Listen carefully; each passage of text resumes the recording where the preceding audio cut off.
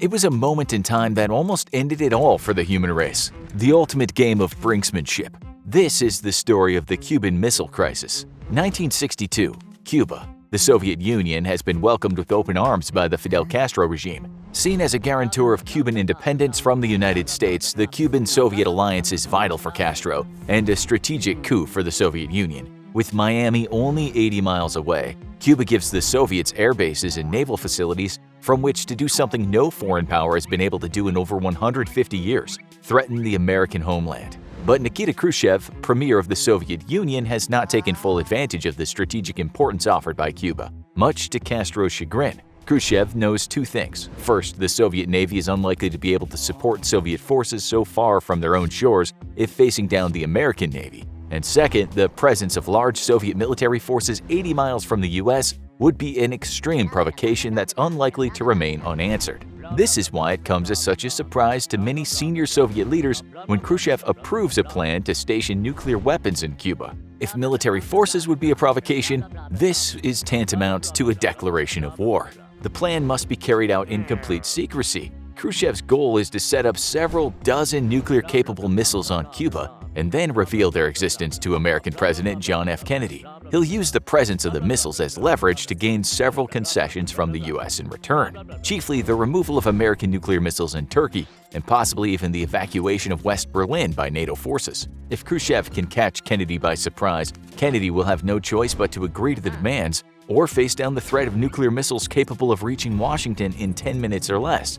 But American intelligence has kept an expansive spy ring alive and well in Cuba. Many Cuban citizens may not have liked the Batista dictatorship supported by the U.S., but they like Castro and communism even less. Rumors circulate about a large influx of Soviet military personnel disguised as agriculture experts and civil engineers. Movement of Soviet equipment across the island has been spotted and reported to American field agents, who relay the information back to their handlers on the mainland. The intelligence community is convinced there are Soviet nuclear weapons in Cuba, but nobody else believes them.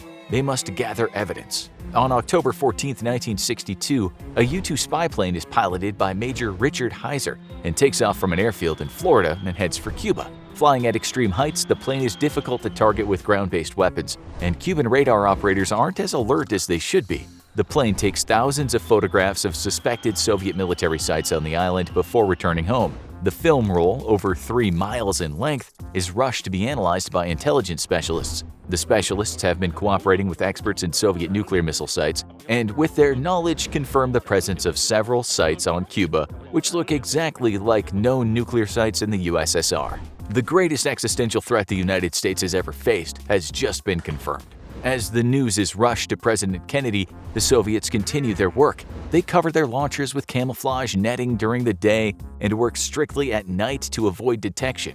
Khrushchev monitors their progress carefully. If the missiles can remain undetected in just over a week, they'll be active, and he'll have achieved the greatest strategic victory in Russian history. October 16th, President John F. Kennedy has called an immediate meeting of ExComm, a team of his most senior advisors and Pentagon officials. The photos are analyzed and scrutinized. American intelligence confirms the locations of the missiles brought to Cuba aboard Soviet freighters and carefully hidden from public view during the transit. Kennedy asks just how long it'll take for the missiles to be active. Estimates vary, but most agree it'll take just over a week. The president needs options, and he needs them fast. Air Force Chief of Staff General Curtis LeMay, the legendary World War II Bulldog bomber commander, has an immediate answer. "Bomb the sumbitches," he responds. The United States has the largest strategic bomber fleet in the world, and LeMay's Air Force can level the missile sites in a matter of hours. The other military advisors in the room agree with LeMay, strongly favoring immediate military action. The U.S. Marines, supported by the Navy and Army, can have a foothold in Cuba with just a few days prep time. The missiles, Castro, and the Soviets could all be out of the Western Hemisphere by the end of the week.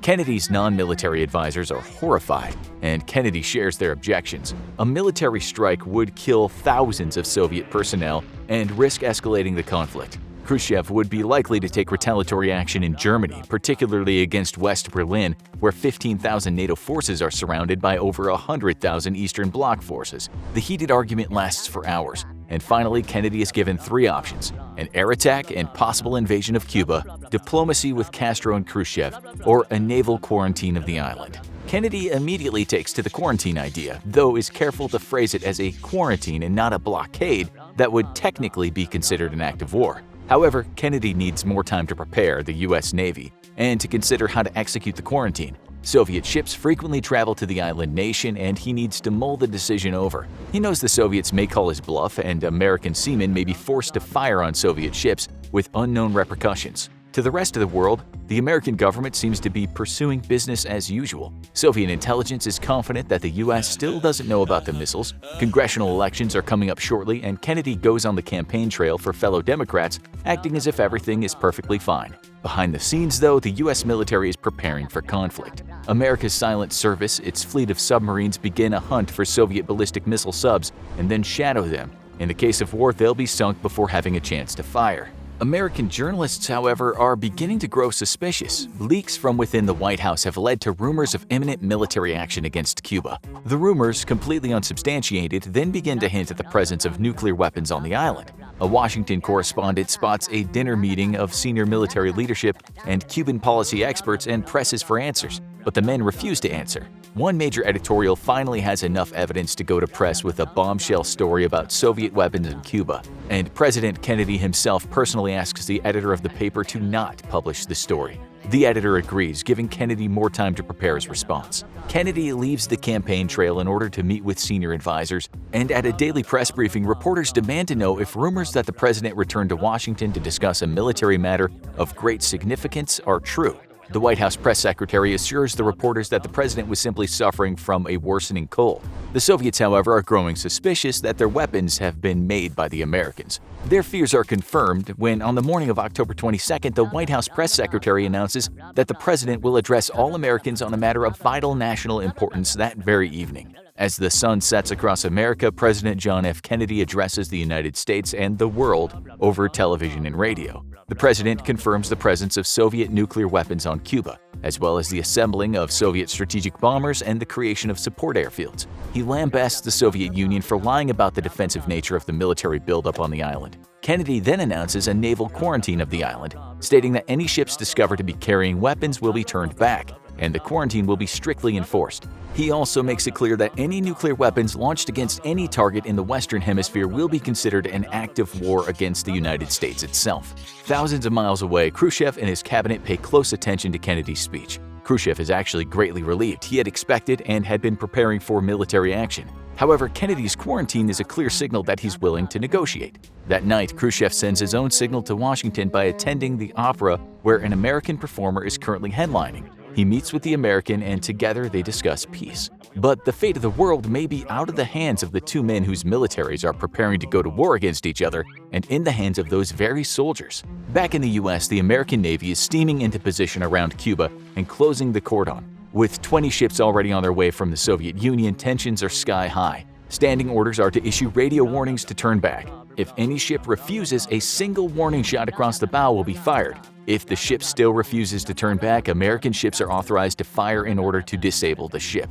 Still, several hundred miles out, the Soviet ships, however, are not showing any signs of stopping or turning around, further ratcheting tensions. The American secret SOSUS underwater surveillance program confirms the presence of Soviet submarines moving into the Caribbean. Back in Washington, an American reporter is getting a drink at a bar and chatting with a friend. He remarks that he's soon to be attached to a Marine landing force. The bartender overhears the chatter and moves down the bar to where a Soviet reporter is drinking. The bartender taunts the Soviet, telling him that soon the US will be invading Cuba. The Soviet is not just a prominent reporter, though, he's a KGB agent.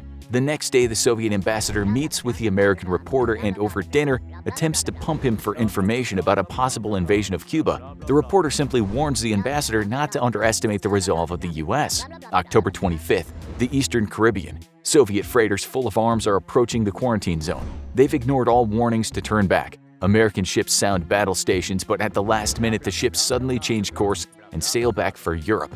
The oil tanker Bucharest, however, refuses to turn back. American captains are under orders not to fire without express authorization from the president himself. Kennedy is informed of the tanker's refusal. His advisors warn him that if they allow the tanker through, it'll only encourage other Soviet ships to break the quarantine as well. Kennedy decides to risk it and allows the tanker to dock in Cuba. The next day, Fidel Castro sends a letter to Khrushchev imploring him to launch a nuclear first strike against the U.S. He's willing to sacrifice his island and his people for the cause of global revolution if it means the US will also burn in flames. Khrushchev ignores the letter and writes one of his own to Kennedy, penning a strong emotional appeal for both sides to find a peaceful resolution and not doom the world to the catastrophe of thermonuclear war. Kennedy receives the letter and considers it. It poses great political risk for both sides. If the letter is leaked, Khrushchev could appear weak to the Soviet people and his allies. If Kennedy takes the letter at face value and it turns out to be nothing more than a manipulative ploy, Kennedy could appear extremely naive. Back in Cuba, the Americans are now keeping tabs on the progress of the missile buildup with the use of U-2 spy planes. The planes are detected by Cuban radar, but the anti-air missiles are under the command of Soviet units. Soviet forces are under strict orders not to fire without Kremlin authorization. October 27th. High in the sky over Cuba, an American U-2 is flying a reconnaissance mission. Major Rudolph Anderson has been detected and tracked by Cuban radar. Soviet missiles have a good lock on the American plane. Inexplicably, the Soviet ground commander gives the order to fire. A telephone pole-sized missile streaks up to the sky. In minutes, it explodes under the belly of the U-2, tearing it into pieces. Shrapnel from the explosion rips through the cockpit, fatally wounding Major Anderson. The first shot of World War III may have just been fired. Unknown to the Soviets, the White House had already decided even before the U-2 took flight that if it was shot down, they wouldn't even meet. A military response would be immediately launched. What the Americans don't know, however, is that Soviet strategic nuclear weapons are already operational and more than capable of annihilating an American invasion force. Luckily for the world, the White House goes back on their original plan and decides to meet and discuss the incident instead of launching a military strike. As the Americans debate their response, however, yet another provocation is about to launch global thermonuclear war. Soviet submarines have been tracked by the Americans across the Caribbean, and now one has been detected loitering near the quarantine zone. Soviet Foxtrot-class submarine B-59 has been running deep and silent in order to avoid the American Navy, but its batteries are nearly exhausted. It's now loitering on the surface and running its diesel engines in order to recharge onboard batteries when the crew spot two American destroyers streaming directly at them. The captain calls for an emergency crash dive, and the sub gets under the waves just a minute before the Americans arrive. The two destroyers begin dropping practice depth charges around the submarine's location. These charges are used in training and contain little explosive charge and are meant to signal to the submarine that it must surface. However, the Soviet crew don't know that the US is dropping training charges, and to make matters worse, they've been out of radio contact with Moscow for days due to their need to run deep and silent. When they surfaced, they'd been monitoring US civilian radio for signs of how the crisis was playing out. The submarines fear that the war has already broken out. Unknown to the Americans above, the B-59 is equipped with a nuclear-tipped torpedo. And believing that they're under attack and war had broken out, Captain Valentin Savitsky and political officer Ivan Semyonovich Maslenikov both approve launch of the nuclear torpedo. However, Vasily Arkhipov, commander of the submarine flotilla B-59 is a part of, does not give his consent. On any other Soviet submarine, only two officers must give consent, but with Arkhipov aboard, all three must agree. The launch is aborted, and the B-59 surfaces to re-establish contact with Moscow. Nuclear war is once more just barely avoided. On October 28th, Khrushchev concedes to Kennedy's demands that the missiles be withdrawn. The American ambassador has already informed him that American missiles in Turkey were going to be removed anyway, but the plan couldn't be made public. Kennedy and Khrushchev have come to an agreement. The missiles in Cuba will be removed, and America will remove its own missiles from Turkey. The apparent concession by the US gives Khrushchev just enough to save face in front of the Politburo. But there still doesn't exist a direct line between Moscow and Washington, and sending a telegraph could take hours. Meanwhile, US and Soviet forces are still playing an extremely dangerous cat-and-mouse game under the Caribbean. Any minute now, yet another trigger-happy soldier could inadvertently launch the end of the world. Khrushchev orders that news of his agreement be broadcast over public radio, as that will be the fastest way to get words to the Americans and immediately stand down all forces. An official staff vehicle speeds across Moscow to reach a broadcast center before another accident triggers war. All traffic lights on the route are switched to green as the car roars through the streets, finally arriving at its destination. However, on the elevator ride up to the broadcast booth, the elevator becomes stuck. To the horror of the Kremlin staffer clutching Khrushchev's letter to Kennedy, the elevator may take hours to be repaired. In despair, he manages to force the letter through a gap in the elevator doors and into the hands of a messenger boy who holds the very fate of the world in his hands. The message is at last successfully broadcast and picked up by radios all across the world. The Cuban Missile Crisis is officially over, and the US closely monitors the removal of Soviet weapons from Cuba. 8 months later, as promised, US missiles are removed from Turkey. Against all odds, the world has narrowly avoided nuclear catastrophe. Now go watch How Did the Cold War Happen? Or click this other video instead.